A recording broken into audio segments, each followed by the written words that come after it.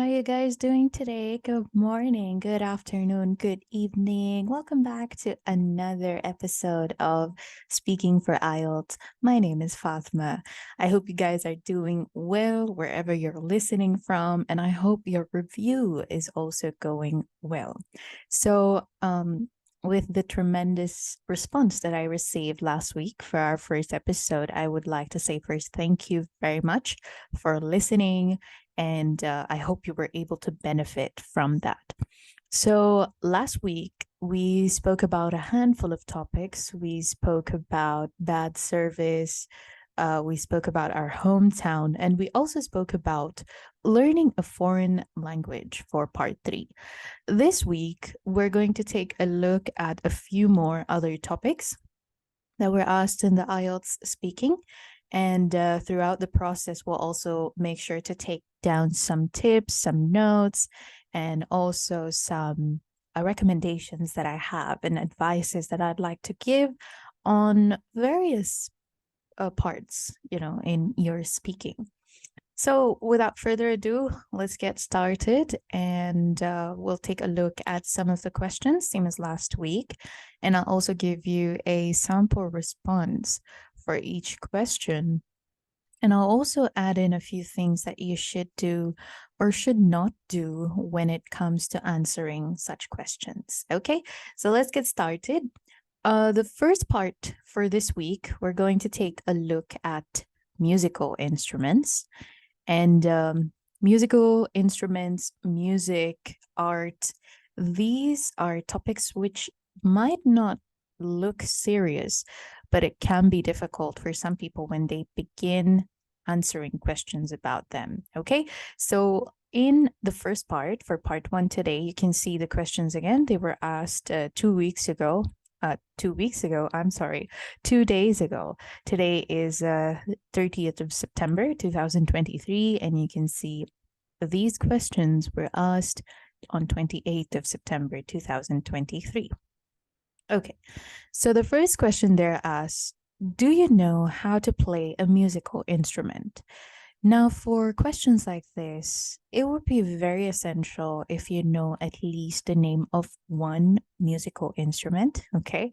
The reason being that you don't necessarily have to know. They're not going to check if you really know how to play the musical instrument or not, okay? So, for most of us, it comes natural that if we're going to talk about a musical instrument, then we think of the piano, we think of the guitar, we think of violins or drums, whatever it is. So if you're not somebody who's good with music, just think of one random musical instrument and just add another lie to fabricate it and make it sound convincing. You need to remember that the IELTS exam is not a truth or lie test, okay? It is more about how you use the language to convey and converse and also to have a good communication with the people around you. Because you need to remember that an IELTS exam is a test to prove that you can communicate independently in an English speaking country without feeling lost. Hence why I help students who are pursuing, who are hoping to take an IELTS exam very soon, and with remarks, with the appropriate comments and review, you'll be able to clear it. Okay, so coming back to our first question, do you know how to play a musical instrument? If I were to answer this, I'd say, oh, yes, I do. I play the guitar every once in a blue moon when I sit down to catch up with friends or when I have some extra time available during the weekdays. So here I used one idiomatic expression once in a blue moon, which is, it's easy to understand when you say once in a blue moon, it just means rarely. It's not something that happens regularly. Using idiomatic expressions in your IELTS speaking will help to boost up your scores Okay, so that is one thing you can keep in mind when you are going to do the IELTS exam. Now, when you are going to be talking about idiomatic expressions, you need to remember and you need to bear in mind that you're only going to use idiomatic expressions for the speaking assessment. You're not going to use it for the writing, not at all. Okay. The reason why is that when you write it, if you're not very familiar, if you're not so good at understanding what exactly is the implication of that idiomatic expression, or if you perceived it a particular way, but nobody really told you if it's appropriate enough, it could lead to miscommunication. Okay, so we're going to leave that out for the writing task, both task one, task two, both types, academic and general. Okay, you don't really want to stress yourself out on that.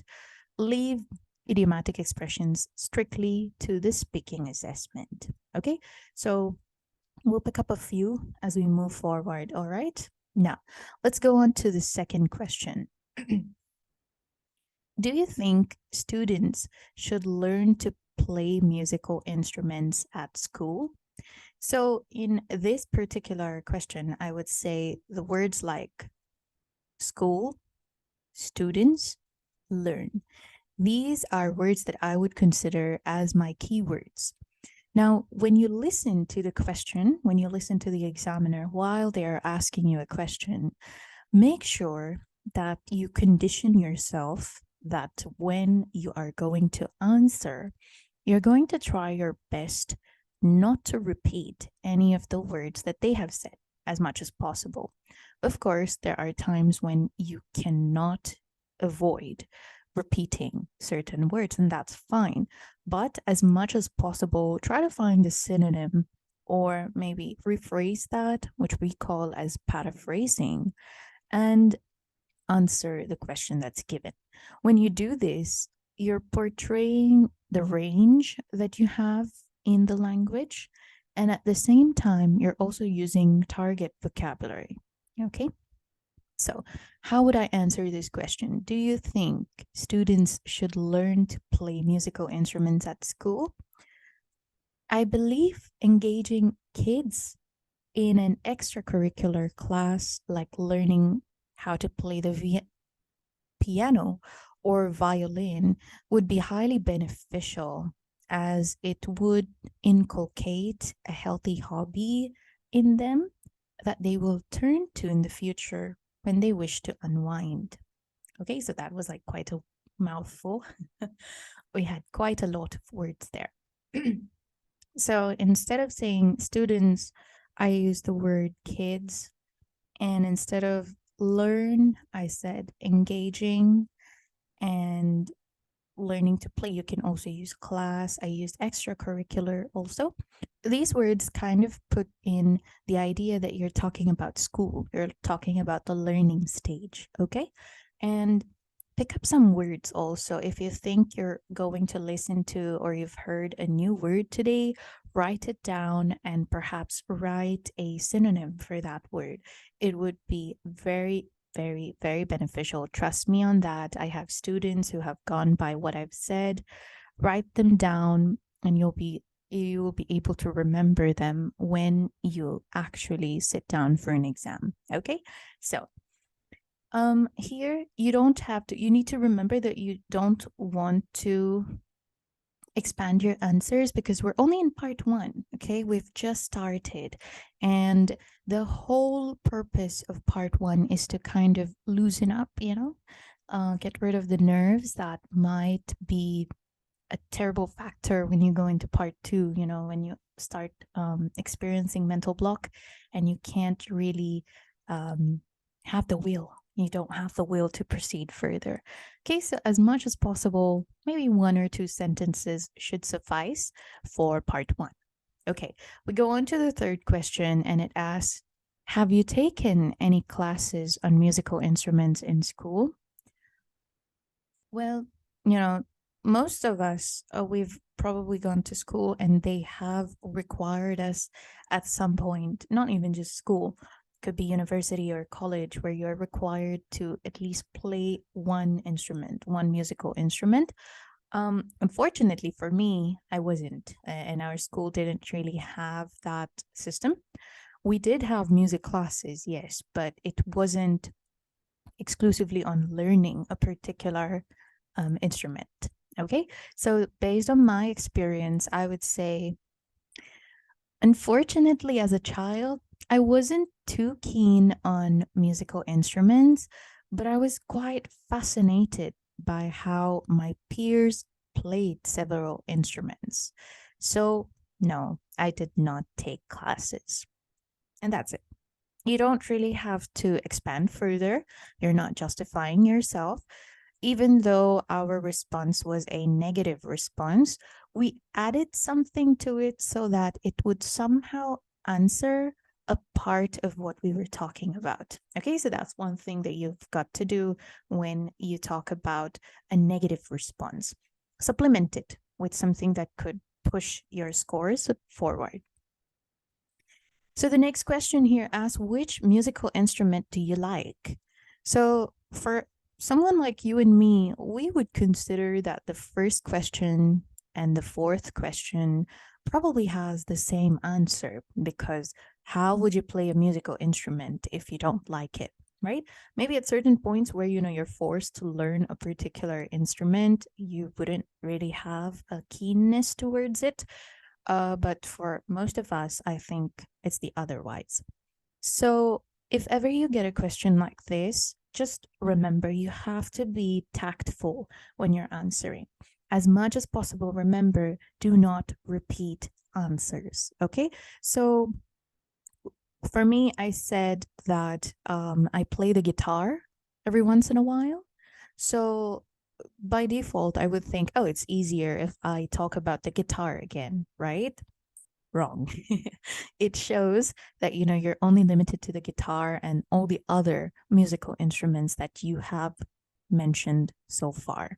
So to avoid that, think of another instrument.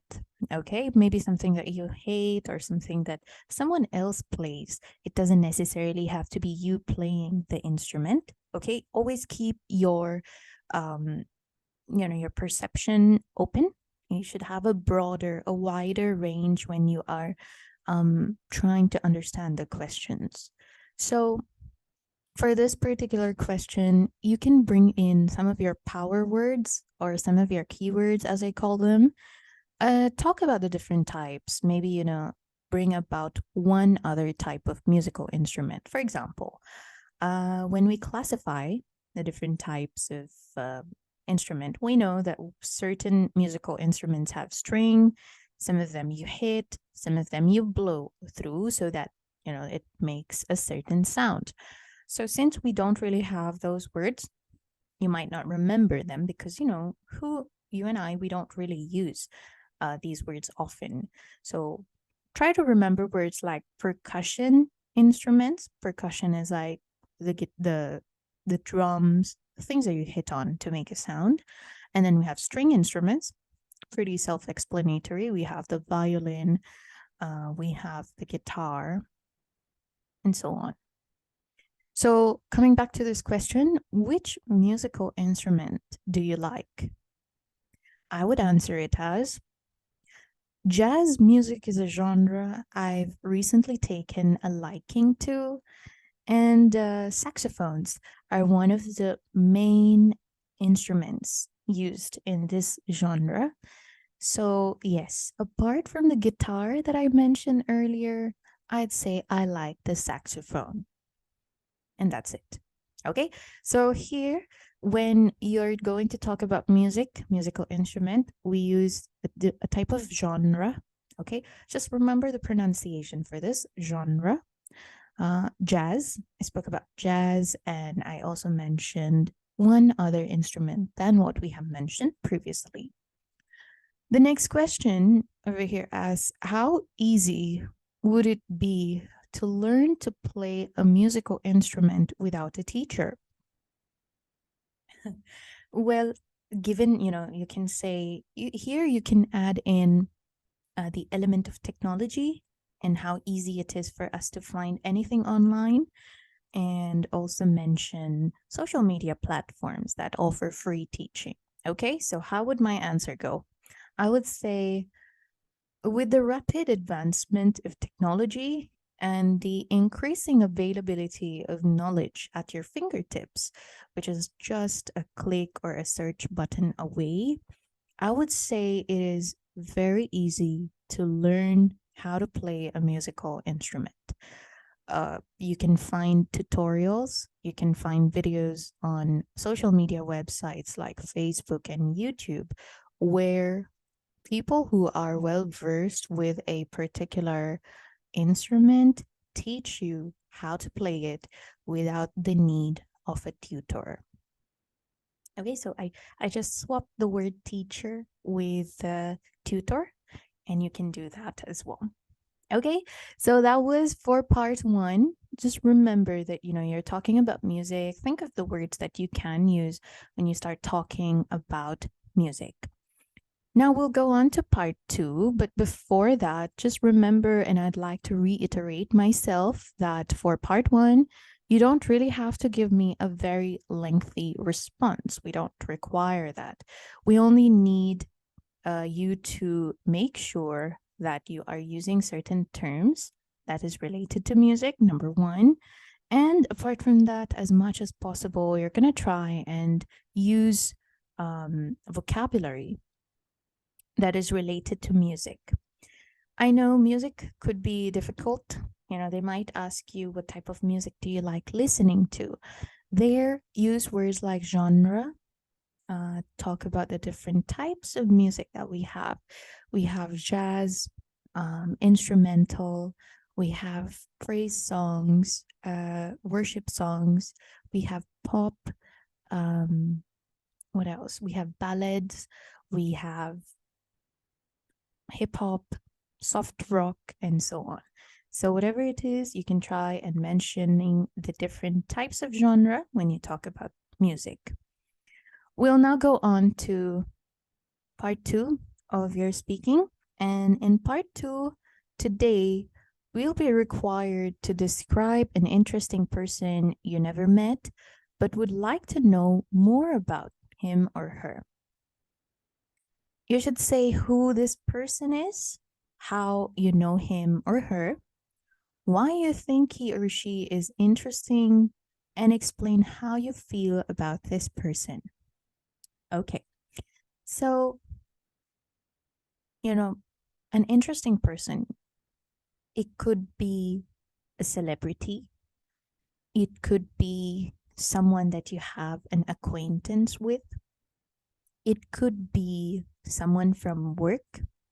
Oh no, you can't say it's someone from work. Well, technically you can, if you're going to talk about someone that you're not in direct, you don't work with them directly, but you admire them. Or you can talk about some influential personality that you can find online or in person. Whenever you have to talk about a person in part two, remember this. You need to mention the name of the person. It's very important. Okay. I've had students who have gone in depth. They have spoken at length about a particular person, but have unfortunately forgotten to name them. Of course, this is, um, you can give it credit to the nerves when you are doing your speaking. However, you need to remember that you want them to be convinced at what you're saying, and you also want it to sound genuine. So, of course, if you're going to introduce someone, you can't really talk about them without mentioning their name, right? You don't want them to be mysterious. It's not like you're going to talk about the mafia or the underground, right? The underworld. So, mention, and if you're actually going to talk about someone like that, make sure you're well versed, okay?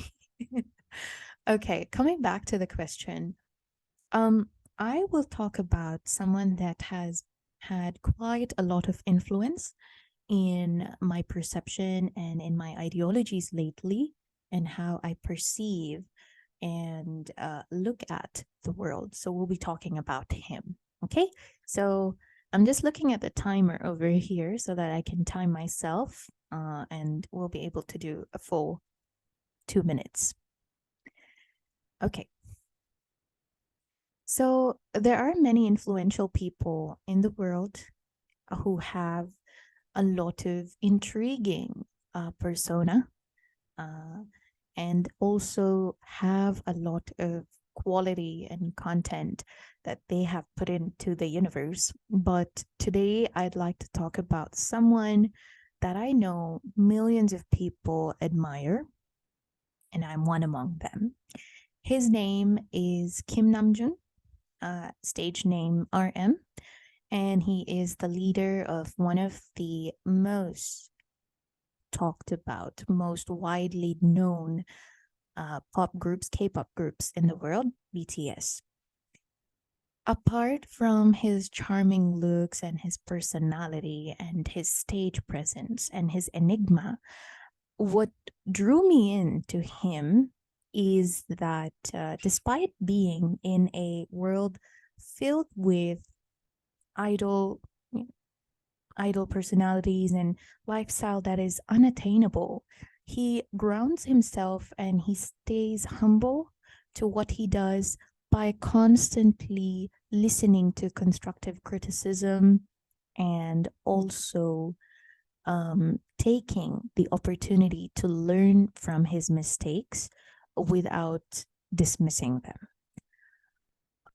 I think apart from this, I find it interesting that despite having a spotlight, despite living in the limelight 24/7, he always finds inconspicuous ways to enjoy nature, to enjoy art, not only contemporary, but also from the historical eras.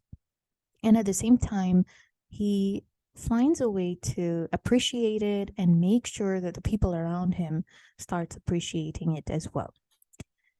Apart from this, um, I definitely feel I want, or he is someone that I would be able to talk about, and he is also somebody who would bring in a new perspective to what I or how I view the world or how I view art in general.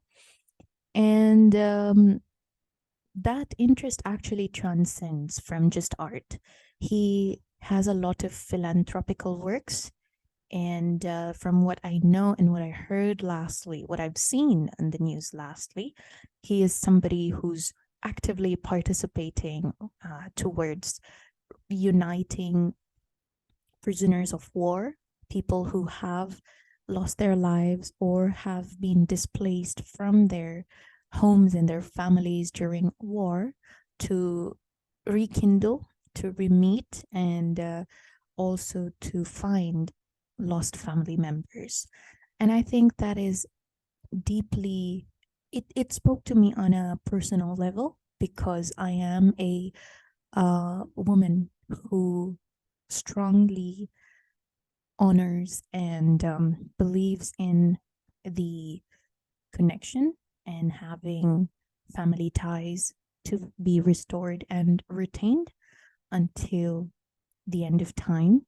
So I would say, apart from him being a glamorous, handsome, moving personality, his humane side and his empathetic side spoke to me the most.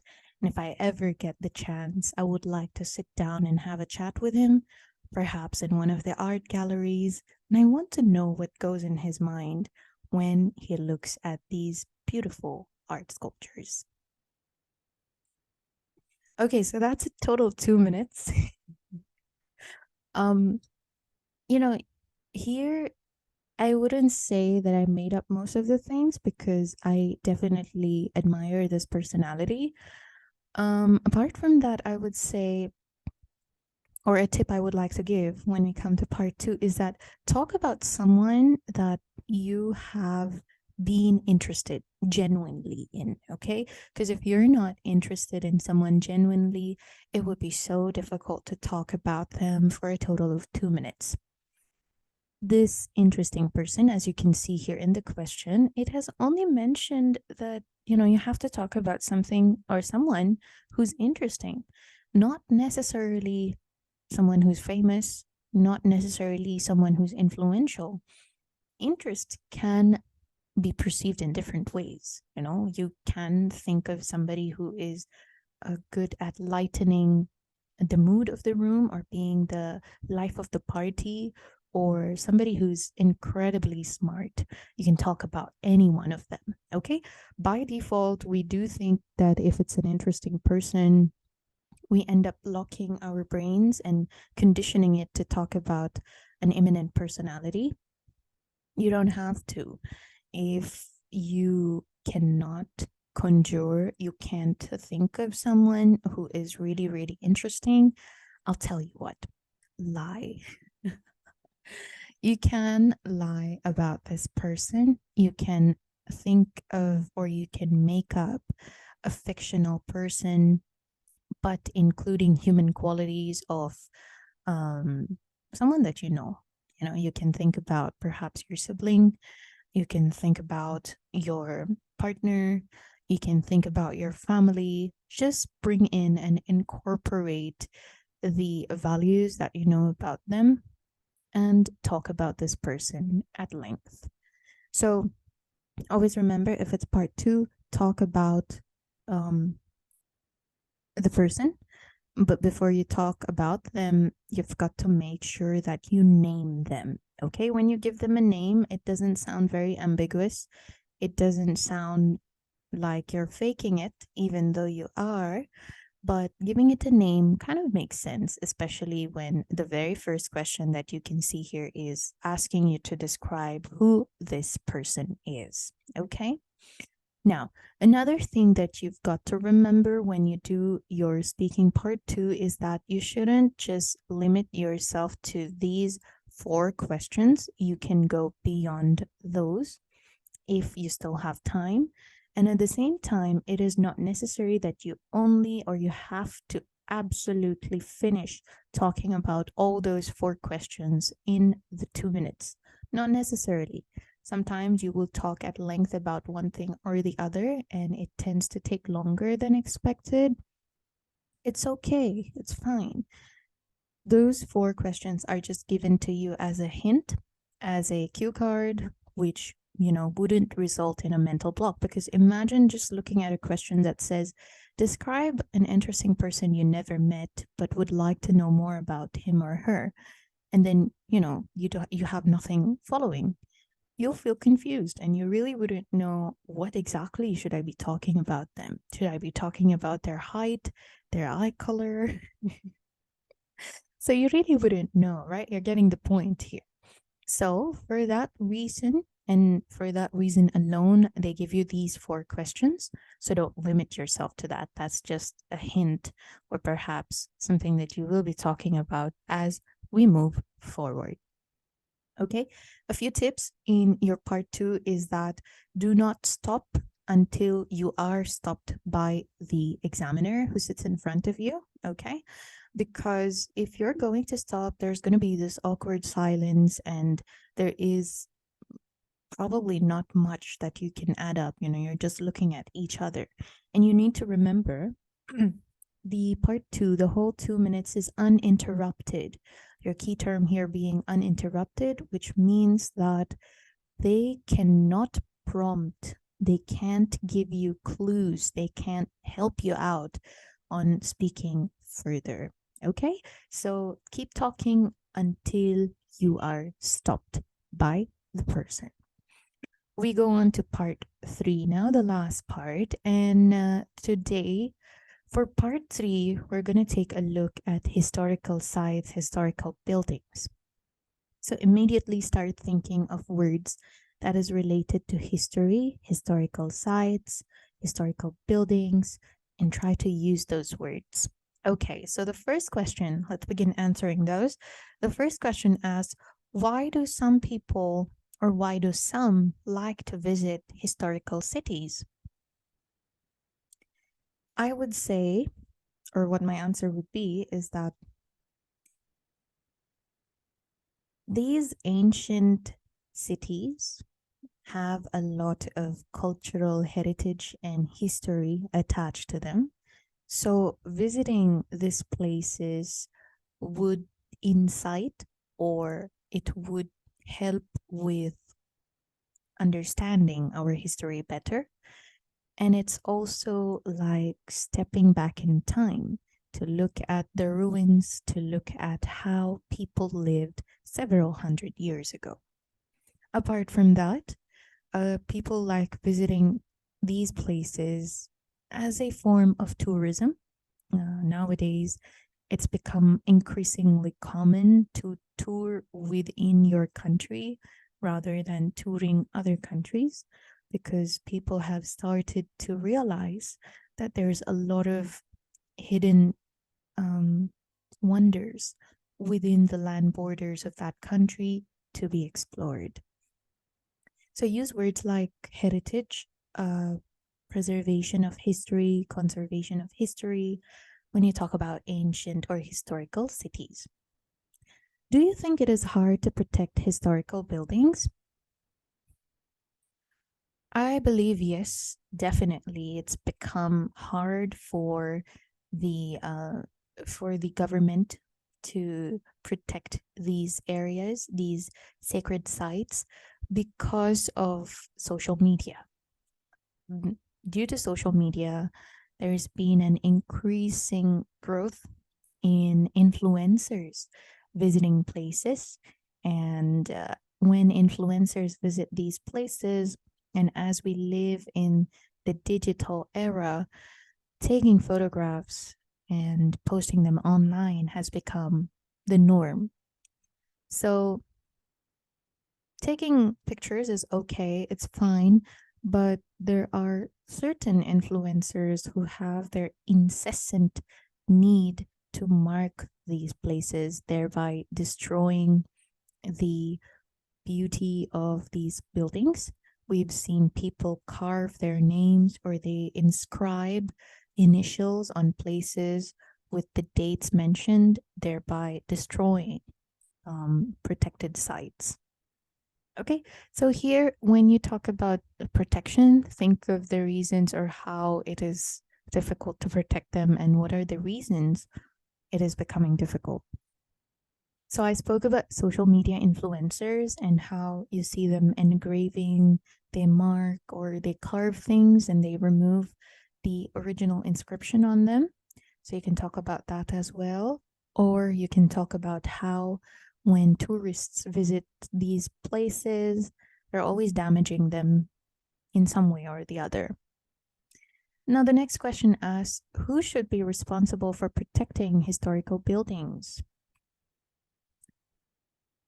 I believe since our country asks us to pay taxes, it is definitely the government's responsibility to look after and to restore and conserve historical buildings, historical sites, since a part of our income, a part of what we earn is being taken back from us.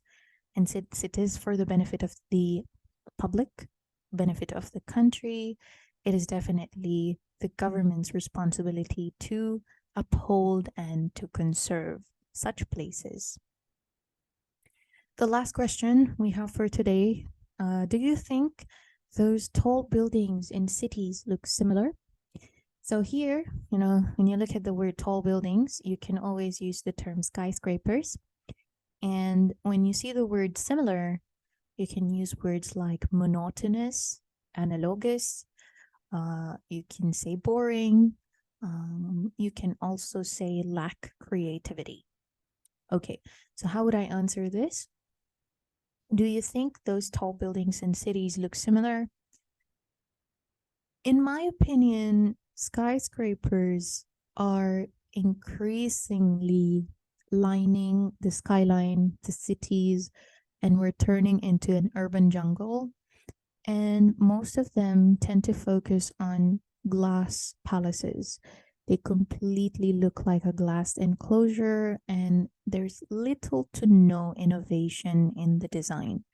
I have nothing against the architects who designed these buildings, but I think it is stripping away the true identity of the country.